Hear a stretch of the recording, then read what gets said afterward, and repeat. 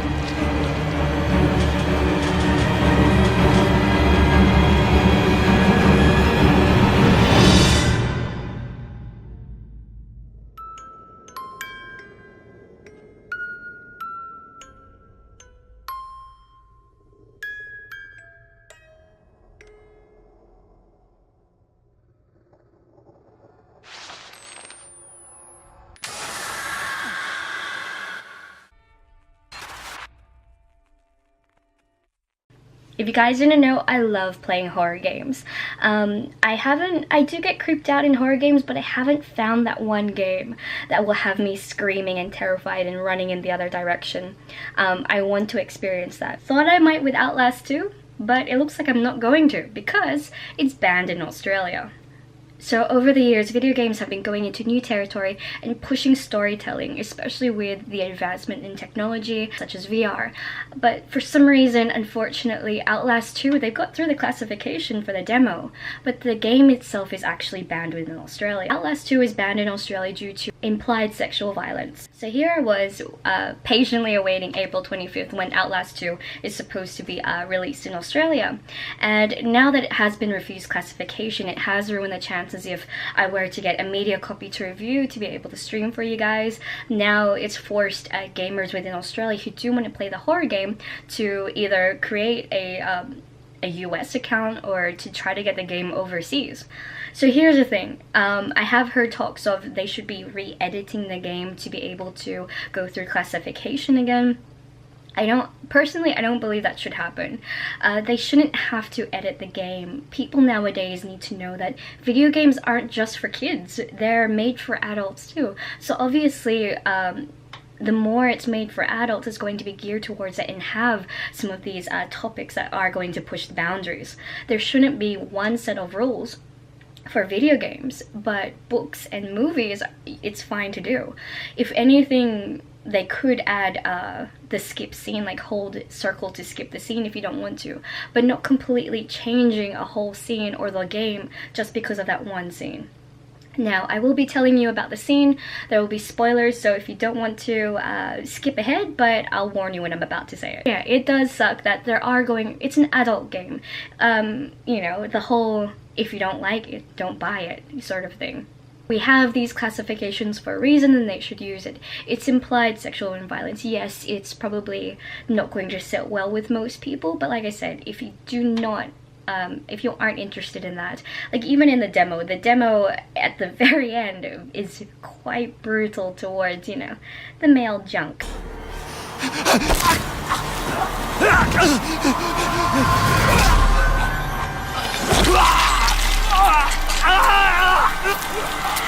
So, and Outlast, the first one, you just, yeah, basically saw penis everywhere.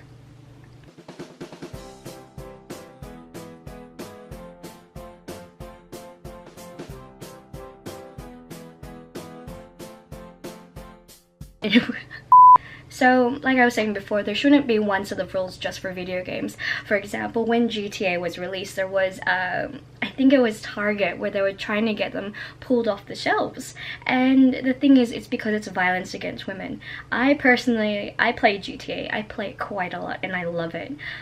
We'll be doing shenanigans on the GTA streams all the time. And the thing is, I'll be a female character, but I can choose to hit or punch anyone walking down a sidewalk. So male, female, child, or elderly, I can punch anyone. It's not violence strictly against one person. So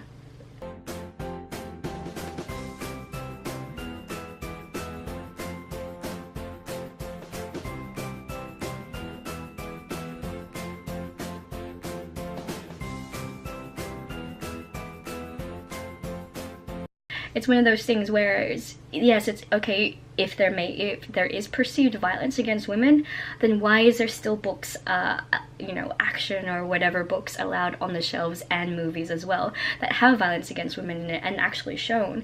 The difference is, a lot of people's arguments is that you are playing the character, that you are put in that environment. For example, I think it was Manhunt that was banned in Australia. I actually got to play it.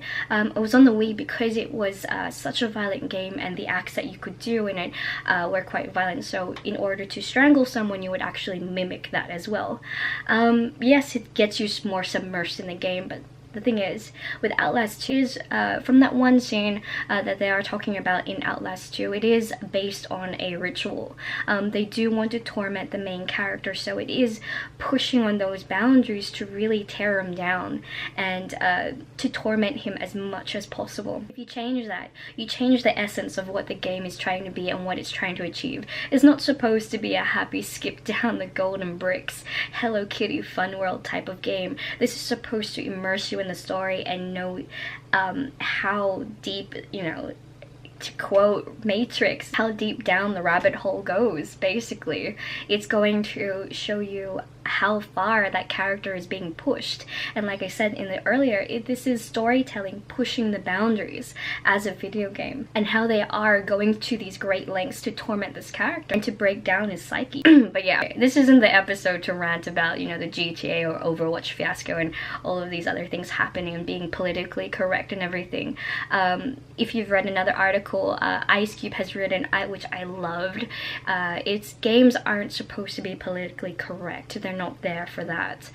Games are supposed to tell a story, and this is what this game is doing. Outlast is known for pushing the boundaries, and this is classified as a horror game, so it's going to be bringing up, you know, things that would horrify anyone. However, the board did decide if it wasn't for that implied sexual violence, it would be classified as an R18+ game. Whether or not the developers are going to resubmit an edited version of the game or modified version of the game, we haven't heard just as of yet. Personally, this is on my opinion only. I strongly don't believe that they should modify or edit the game whatsoever.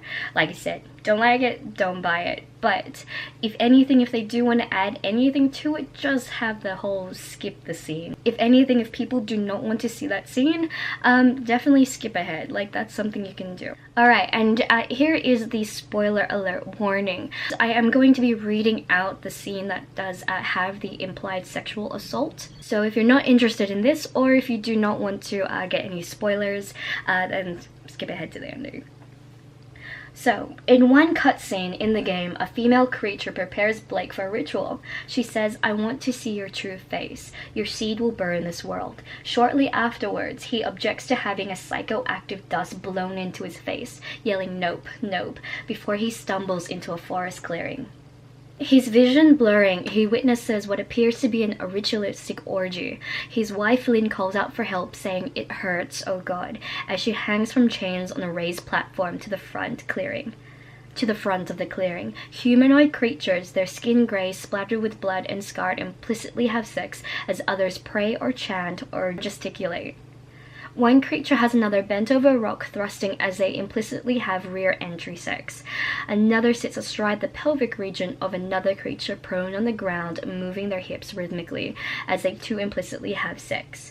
Two other pairs of creatures in the clearing have also implicitly having sex.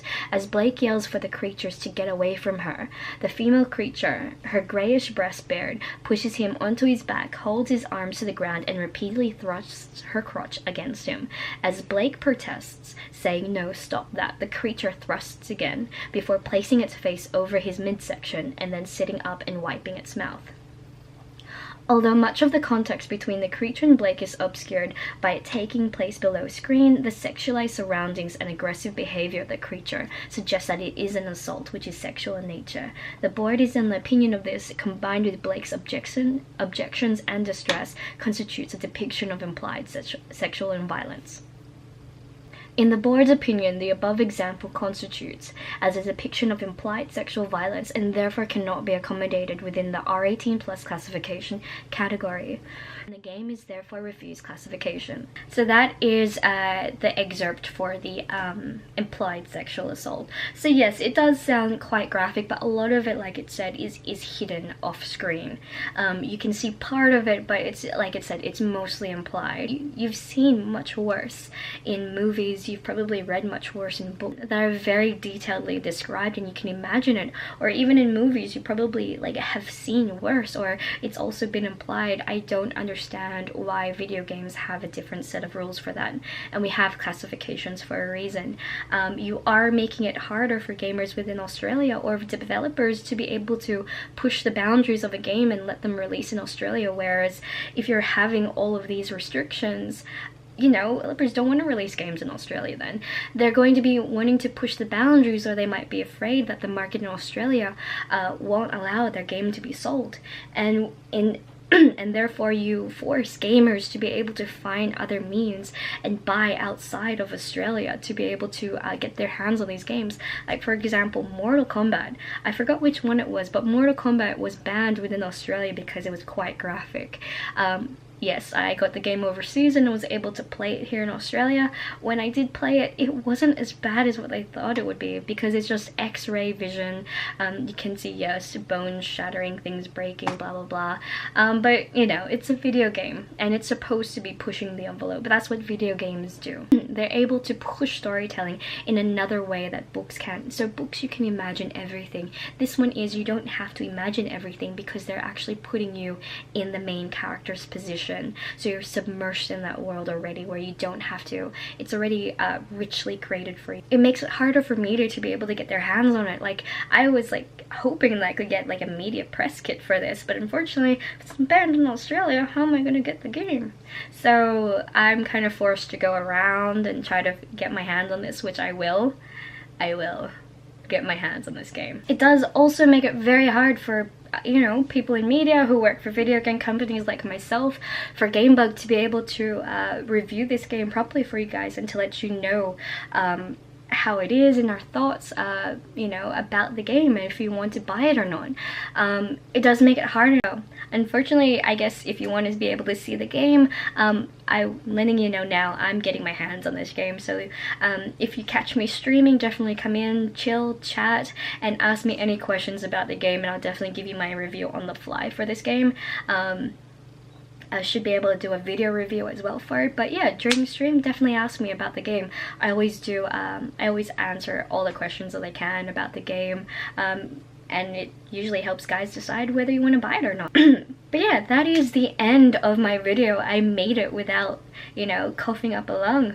Go me. So guys, if you're from Australia or from other countries, what do you think about Outlast 2 and games being banned within Australia? What are your thoughts about it? I know a lot of people are going to be like, oh, I don't want my kids exposed to that. And I'm like, okay, then don't buy it for your kids. It's just easy as that. We've got these classifications for a reason. I've said it before and I'll say it again. Don't like it, don't buy it.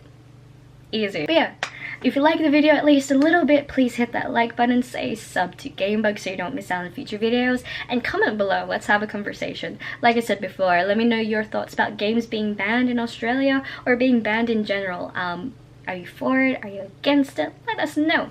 And I'll see you guys in the next video. Bye.